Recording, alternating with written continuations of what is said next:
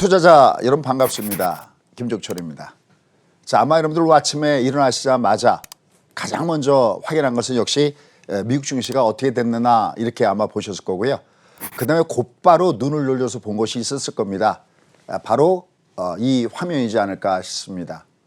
야, 오늘 16만기 미국채 순위는 어떻게 됐지?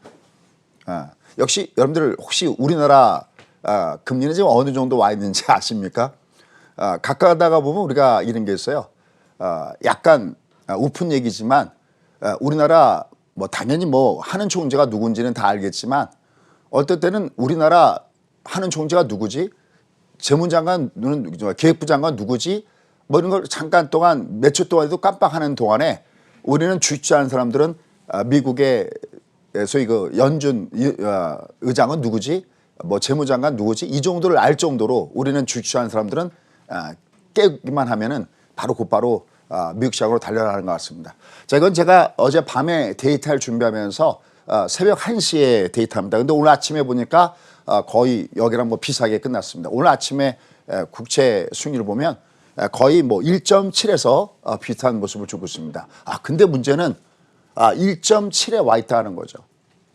이게 왜 굉장히 심각하냐면 현재 놓여 있는 위치의 수준, 사실 이거 여러 차례 얘기했지만 이건 하나도 이상한 것이 아닙니다. 우리가 마음속으로 얼마나 각오하고 있어야 된다고 그랬냐면 그냥 2%는 그러려니 해야 된다고 했습니다. 문제는 이게 과속 스캔들을 보이고 있다는 게 이게 문제가 되고 있습니다.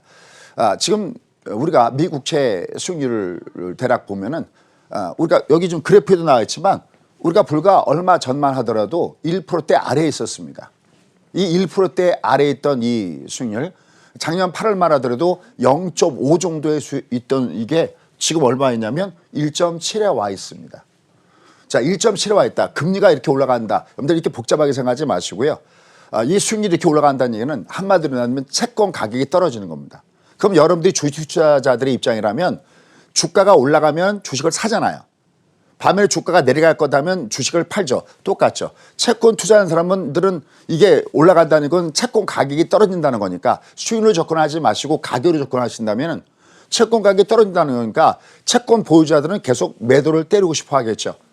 그러니까 어떻게 보면 매물이 매물을 부르는 이런 상황이 발생되면서 역시 시장에 부담감을 더 줘주고 있습니다. 더더욱이 부담감을 더 주는 것이 있습니다. 그게 또 뭐냐면은 여러분들 아시다시피 우리가 이것을 시중금리다라고 하죠. 우리가 얘기하는 패드의 제로금리는 우리가 기준금리, 정책금리 이렇게 얘기하고 이건 시중금리다라고 얘기합니다. 이게 자꾸만 위로 올라가다 보면 어떤 압박을 받냐면 싼 달러를 빌려다가 전 세계 시장에다가 투자한 이 달러 자산들이 있죠.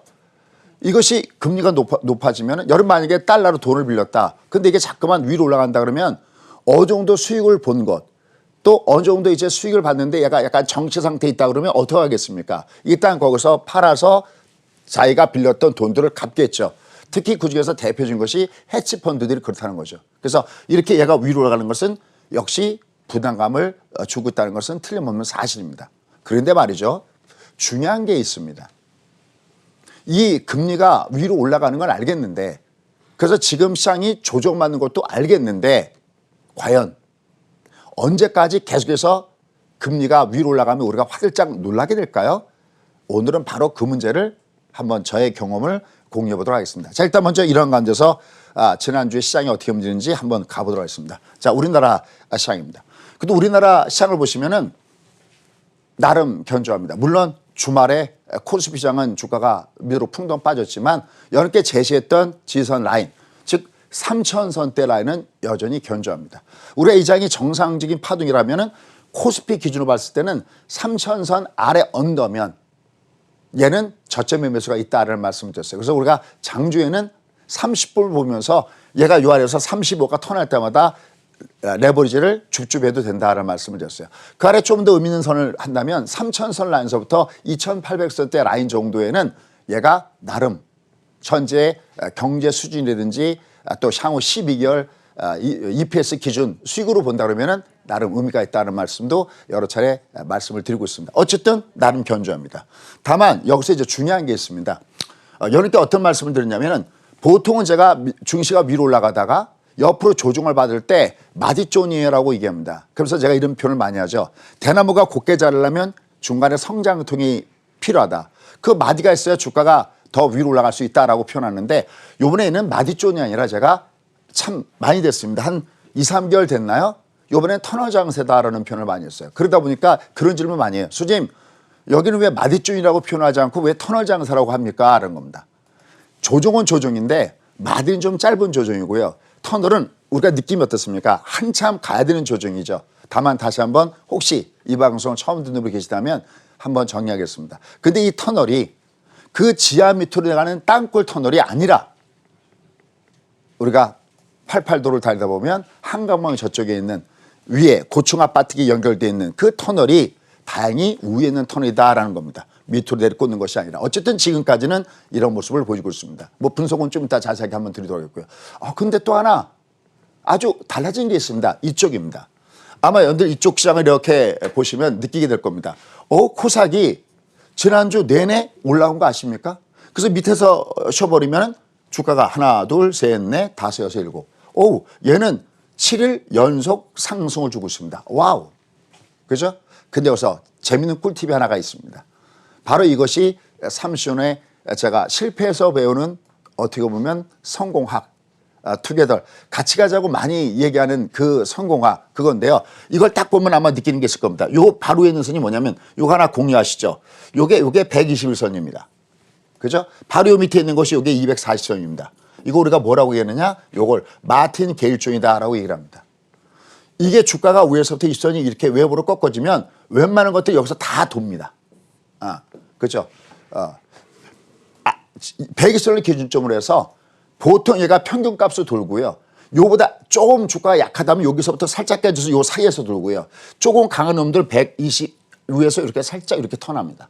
지난주에 여러분께 관심주로 세트를 했던 뭐 만도나 이런 거 하면서 타이틀이 뭐였었냐면 조정을 마감한 종목군들 그랬었죠. 그 종목군의 기법도 뭐냐면은 위에서부터 꺾어질 때 마틴게일 구간에 가까이 있는 종목군들을 이렇게 말씀드렸던 겁니다. 어쨌든 여기서 주가 올라가고 있습니다. 이제는 관건은 바로 요 위에 여전히 얘가 요 위에 관건은 요 위에 관건이죠. 다만 중요한 것은 우리가 계속 어디에 대해서 시달리고 있을 때 그렇습니다. 와 금리 올라가네 어떡하지? 금리 올라가네 어떡하지? 하지만 시장은 별개로 각자의 위치에서 분발하고 있다는 것을 염두에 둬야 됩니다. 하지만 이 전쟁은 여기서 끝나지 않는다는 거죠.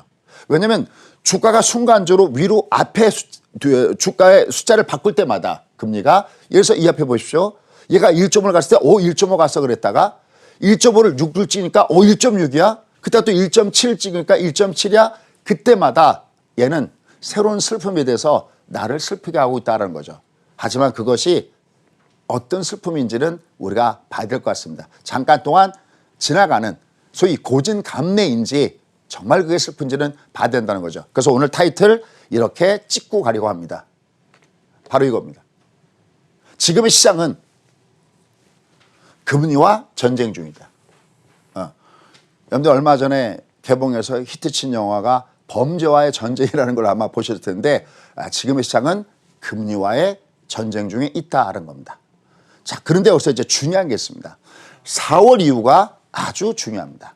정확하게 한다면 4월에 하나 찍고 그다음에 6월 이게 사실은 금리와의 전쟁 중에서 보면 아주 중요합니다. 왜 4월과 6월이 중요할까요? 오늘도 이 아침에 새벽잠을 떨치고 일어나서 이 방송을 봐주신 여러분께 저도 밤새 준비한 저의 그 경험을 지금부터 공유하도록 하겠습니다. 고고고 한번 가보실까요?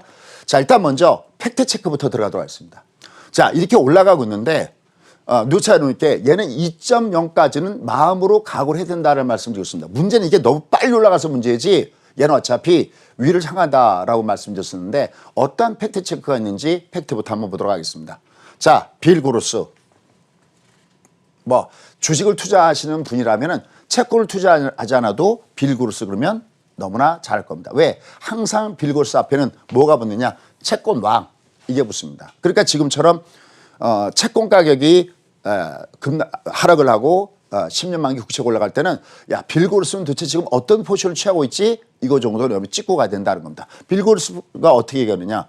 인플레가 이거 지금이 문제가 아니라 여러분들 기대 지금 인플레이션이 2.2 내지 2.4를 이렇게 하고 있는데 지금 인플레가 3 내지 4가 될 수 있어.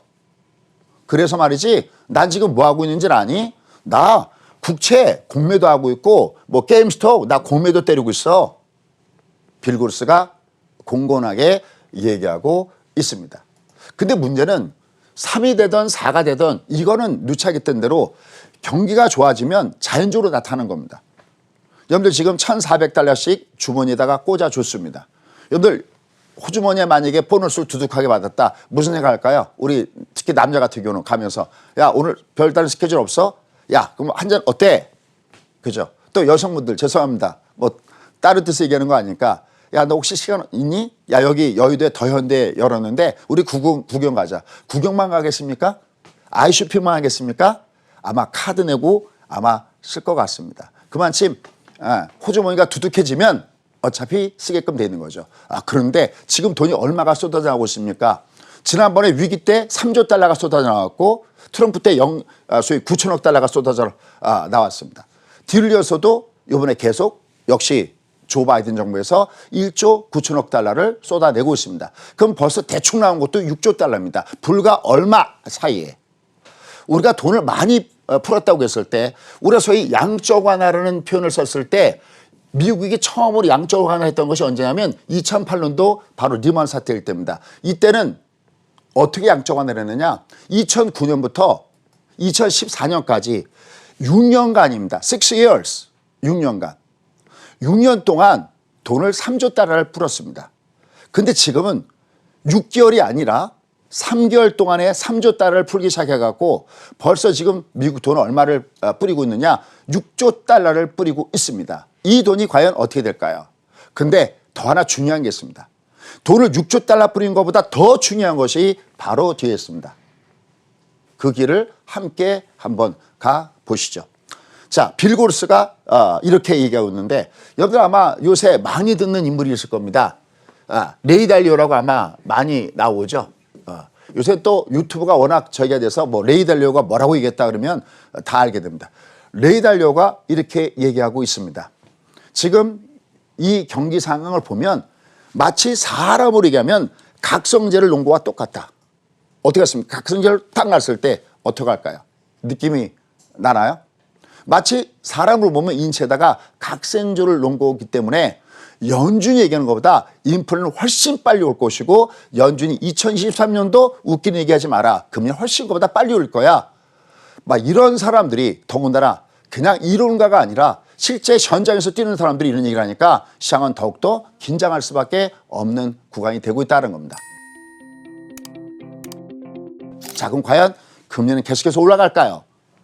그러면 금리 올라가면 시장은 계속 이렇게 어렵고 꼬꾸라지고 힘들어할까요? 여기엔 바로 우리가 조금의 공부가 필요하다라는 겁니다. 자, 그러면 그 다음 거를 보도록 하겠습니다.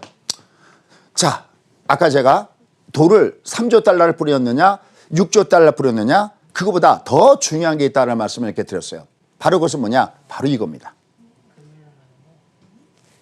인플레이션 압박 왜 이렇게 큰가? 2008년도와 다른 돈풀기를 하고 있다. 여러분들 2008년도에 연준장이 누군지 아시죠? 바로 벤 버냉키입니다.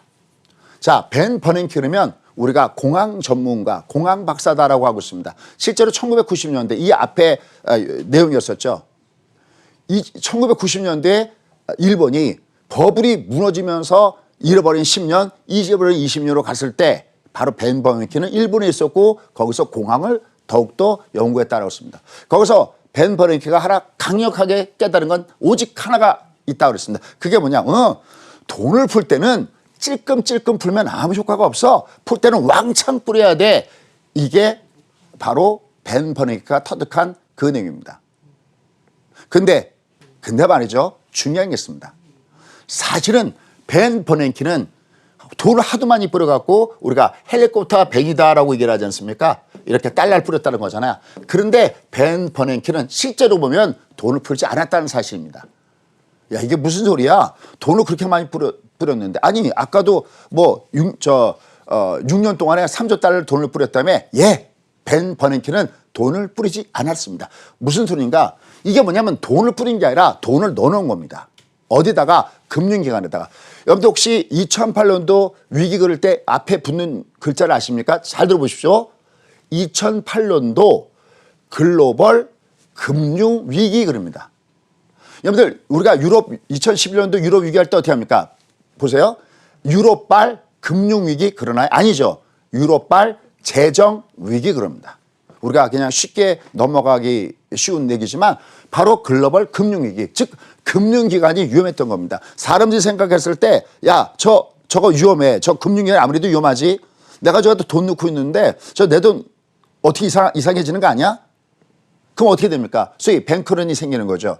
그래서 사실 벤버넌키는 돈을 뿌린 게 아니라 돈을 갖다가 넣어놓은 겁니다. 어디다가? 금융기관에다가. 사람들이 금융기관에 돈이 있다라고 생각하는 순간 시간만 지나면 이 위기는 지나간다라고 본 겁니다. 그렇습니다. 2008년도의 위기는 글로벌 금융위기고 벤버넌키는 돈을 뿌리지 않았습니다. 구태여 돈을 뿌렸다고 얘기한다면 이건 어디다가 돈을 뿌렸다고 얘기하느냐? 바로 월스트리트에다가 돈을 뿌렸다라고 할 수 있습니다. 그런데 요번에 2008년도에 돈을 뿌는 거는 왜 자꾸만 이렇게 인플레가 이렇게 심하다라고 얘기를 하느냐라는 겁니다. 왜 지금 인플레를 놓고 이렇게 전쟁을 벌이고 있느냐라는 겁니다. 한쪽에서 제롬 파일이나 쟁일런이 무슨 소리야? 이건 그냥 지나간 인플레야 라고 하는데도 불구하고 한쪽에서 레리 썸버스라든지 또 블랑샤르라든지 이런 사람들은 야, 이거 돈 너무 많이 풀어. 이렇게 많이 풀다가 이거 무슨 거덜나는 거 아니야? 무슨 일 터지는 거 아니야? 왜 석학들끼리도 이렇게 싸우고 있느냐는 겁니다. 왜냐하면 요번에 돈이 다른 돈 풀겠다는 겁니다. 소위 그럼 무슨 돈 풀겠는데요? 이때는 그냥 갖다가 돈을 쟁여놨는데 이때는 돈을 일반에다가 여러분 지금 $1,400 누구한테 뿌리는 겁니까? 금융기관에다 놓는 게 아니죠. 개인들한테다가 꽂아주는 거죠. 즉 지금의 돈은 우리가 그걸 뭐냐면 메인스트리트에다가 돈을 뿌렸다고 합니다. 그러니까 일반 사람들에다가 돈을 뿌렸어요. 그러니까 우리 호주머니에 돈이 들어오니까 이 돈들이 어떻게 되는 겁니까? 그냥 내가 받으면 쓴다라는 겁니다. 그럼 주식장은 왜 이렇게 많이 올라가느냐? 이번에 $1,400 돈을 받았을 때 너희들 이 돈 받아서 뭐 할래? 그러니까 놀라운 데이터 결과가 있습니다. 아마 우리도 비슷한 아마 이 방송 볼 때 뭐 영끌족 뭐 이런 얘기 많이 하는데 아마 비슷한 결과가 되지 않을까 싶습니다. 그중에 젊은 세대들 20, 30대들은 나 그 돈 받으면 나 주식 투자할래 라는 사람이 무려 50%나 된다고 합니다. 그러니까 지금 돈들이 어디 풀리고 있느냐? 바로 메인스트리트에다가 뿌리고 있다는 겁니다. 여기 보시면 여기 써 있죠. 한번 기사 내용들을 조금만 여러분이 관심 갖고 보시면 좋겠습니다. 아, 돈이 그러니까 쉽게 해서 금세 인플레를 유발할 수 있는 그런 쪽에다 돈을 풀리고 있구나. 그러니까 제가 누차겠지만 마음의 각오를 해야 돼요. 아, 이게 올라오고 있구나. 이게 올라오고 있구나라는 것을 이미 여러분들은 각오를 해야 된다는 겁니다. 자, 그러면 그럼 이렇게 돈이 풀리게 되면 이제 우리가 궁금한 건 그거잖아요. 그럼 주식시장이 꼬꾸라질 거니 아니면 정말 위기가 오니 이게 굉장히 중요하잖아요. 그런데 이들은 돈을 안 풀 수가 없습니다. 제롬 파일이나 제네 일런은 만약에 그런 가정이야 정말 불가능한 가정이지만 제가 만약에 그 자리 아니면 그 옆에 참모라고 하더라도 돈을 지금은 계속 푸셔야 됩니다라고 얘기할 수밖에 없을 겁니다. 그 이유가 있습니다. 여의도에 오면 그 이유를 알 수가 있습니다. 이름하여 홍수 효과라는 겁니다. 저는요, 이 여의도에 더현대가 생겼을 때 어떤 생각이냐면 바로 여의도의 더현대 이전에 가장 큰 건물이 있었습니다. 극장도 있고 식당도 있고 큰 건물이 있습니다. 바로 IFC 건물입니다. 전 여기가 죄송합니다 이렇게 표현해서 큰 난리가 날 줄 알았습니다. 야, 이제 여기 있는 사람들 이제 다 현대로 구경 갈 텐데 야, 이거 어떻게 하지? 여기 장사하는 사람 어떻게 하지? 그래서 사실은 여유 있는 마음으로 제가 토요일마다 강의를 하는데 여유 있는 마음으로 IFC 갔습니다. 밥 먹으러. 근데 가니까 사람들이 죄송합니다. 일본말 써서 나라비를 서 있습니다. 줄을 서 있습니다. 그래서 여기서 밥 못 먹고 나와갖고 보통 때 한가했던 여기보다 더 한가한 게 하나가 있습니다. 여기에. 예. 거기 가서 밥을 먹었습니다. 그럼 제가 어떤 착각을 했던 걸까요? 보세요. 원래 여의도에 100명이라는 사람이 있었으면 100명만 있고 외부에서 사람이 안 들어오면 이 얘기가 맞죠. 이 100명이 거의 다가 더 현대 갔을 테니까요. 정말 잘 해놨더라고요. 가서 보니까. 구경하기는 딱 좋아. 근데요, 토요일날 일요일날 오지 마십시오. 밥 못 먹습니다. 거기서. 그러니까 만약에 애당초 100명이라는 숫자만 한계가 됐다면 이 제 가정은 맞았는데 하나 제가 놓치는 거죠. 뭐냐면 평소 때 100명이 여의도였었는데 외부에서 이 안으로 들어오는 이 유발 효과 때문에 여긴 1000명이나 되는 겁니다. 이 1000명이 되다 보니까 이쪽으로 800명, 900명 간다 하더라도 여기에 100명 있고요. 또 하나 여기 두 개가 밑에 지하도가 연결되어 있습니다. 지하철로. 그러니까 사람들이 더현대 왔다가 IFC는 뭐지? 혹은 극장 막 보러 가야 되지 않나? 해서 이쪽으로 오는 이걸 우리가 아까 홍수 효과다 그랬습니다. 그러니까 100이 아니라 1000을 갖다가 버버리면 거기가 아닌 다른 쪽도 차고 넘친다는 겁니다. 지금 제니 옐런이 하는 가장 큰 얘기가 있습니다. 당신들 인플레 온다 그러는데 이거 코로나19 전에 인플레 왔어? 아니잖아.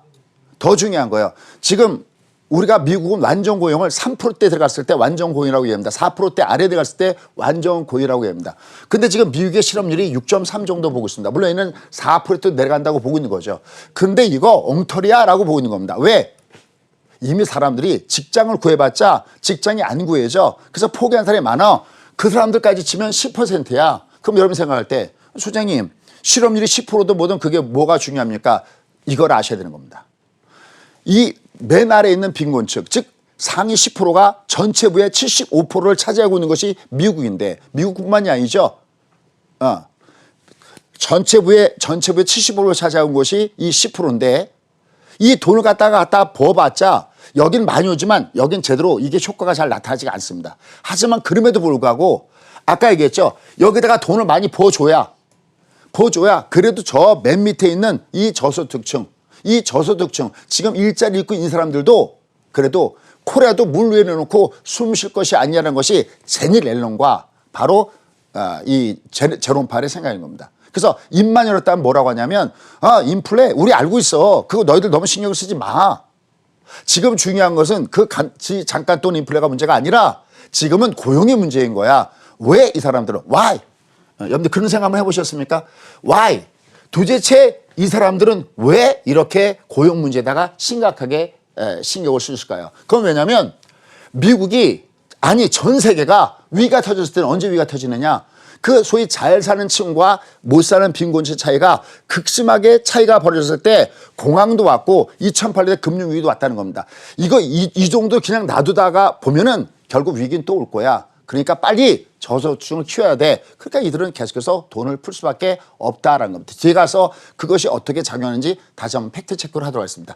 일단 지금 나와 있는 내용들을 보신다면 어떤 내용들이 나와 있느냐 하는 겁니다. 지금 여기 보시면 S&P에서 아시아 신흥국들은 테이퍼 텐트럼 때보다 훨씬 강하다. 그러니까 우리가 체력이 강해졌다는 겁니다. 언제보다 2003년도보다. 2013년도에 여러분 아시죠? 2013년도에 어떤 일이 있었습니까? 여기 보시면 2013년도에 바로 벤 버냉키 시절이죠. 벤 버냉키 시절에 갑자기 의회에서 연설을 하다가 우리 조금 있으면 테이퍼링 할 거야. 돈 지금 시중에 뿌리는 거 줄일 수 있어. 그래서 긴축 발작을 했었습니다. 여기에 트라우마가 있는 겁니다. 그런데 만약에 설령 그게 된다 하더라도 지금 충격은 그렇게 크지 않을 거야 라고 하고 있습니다. 그래서 이런 기사들도 한번 여러분이 찾아보시면 좋겠습니다. 미국이 금리 상승이 통화 충격이 아닌 성장 전망, 경기의 성장 전망의 개선을 반영한다면 충분히 견뎌낼 수 있을 것이다 해서 쭉 얘기가 나와져 있습니다. 자, 그러면 좀 더 깊숙이 가보도록 하겠습니다. 자, 이런 내용들을 여러분이 아셔야 내가 매매를 할 때 또 어떻게 우리가 준비할 것인지 나오기 때문에.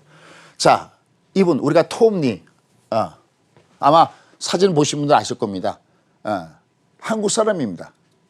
그리고 미국 사람입니다. 무슨 인지 아시죠?